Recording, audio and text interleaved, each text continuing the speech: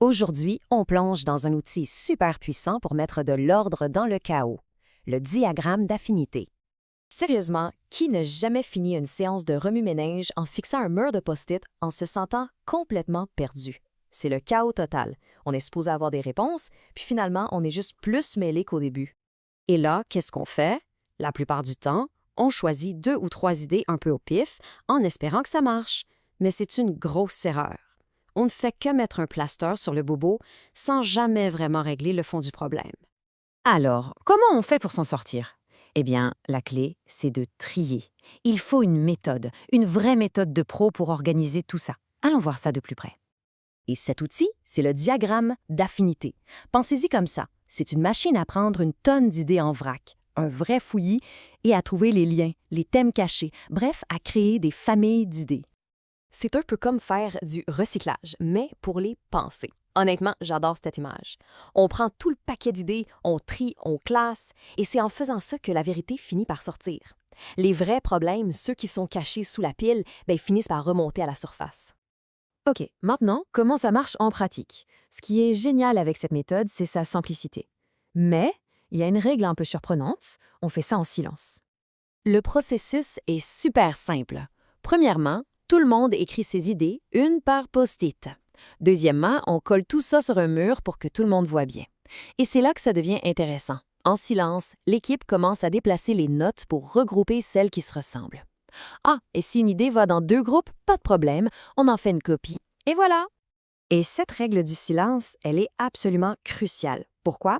Parce que ça coupe court au débat sans fin et aux chicanes. Ça laisse la place à l'intuition du groupe. On arrête de s'obstiner et on arrive à un consensus beaucoup plus vite de façon super naturelle. Bon, une fois que nos petits tas d'idées sont faits, il reste une étape super importante. Il faut donner un nom à chaque groupe. Et c'est là que la magie opère. Toutes ces idées vagues se transforment en catégories super claires. Au lieu d'avoir une note qui dit « La machine X est encore brisée », on se retrouve avec un grand thème « Stabilité de l'équipement ». Et là, tout d'un coup, le plan d'action devient clair comme de l'eau de roche. Et il faut bien comprendre, ces titres-là, c'est pas juste des étiquettes. Non, non, ce sont les vrais filons d'or. C'est ça qui nous montre exactement où il faut creuser pour trouver les solutions qui vont vraiment faire une différence. Maintenant, allons un peu plus loin. Parce que le diagramme d'affinité, c'est pas juste un exercice de rangement. C'est en fait le pont parfait entre ce que les clients nous disent, le feedback brut, et une analyse vraiment logique et structurée.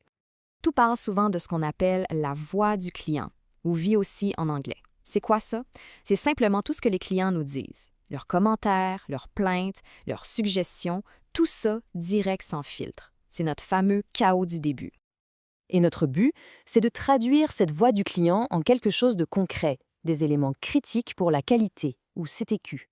Autrement dit, on prend les désirs des clients et on les transforme en objectifs clairs et surtout mesurables pour l'entreprise. Regardez comment ça se passe. Un client dit « Je reçois ma facture n'importe quand dans le mois ». Ça, c'est la voix du client. Le vrai besoin derrière ça, c'est d'avoir une facturation prévisible. Et le CTQ, l'objectif mesurable, ça devient « Le client doit recevoir sa facture le même jour chaque mois ». C'est simple, c'est clair.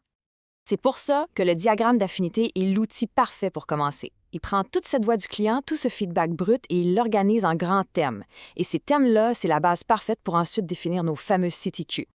Un autre bon exemple, un client veut un excellent service. Bon, ça, c'est vague. Mais avec l'arbre CTQ, on décortique ça en morceaux concrets. Personnel compétent, service rapide. Et ça, on peut le mesurer. Par exemple, 90% des appels sont retournés le jour même. Voilà, on y passé du flou au mesurable. Finalement, c'est ça la vraie force du diagramme d'affinité.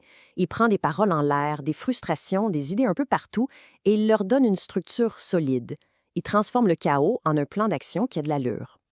Alors la question se pose, c'est quoi le chaos qui attend d'être organisé dans votre propre travail?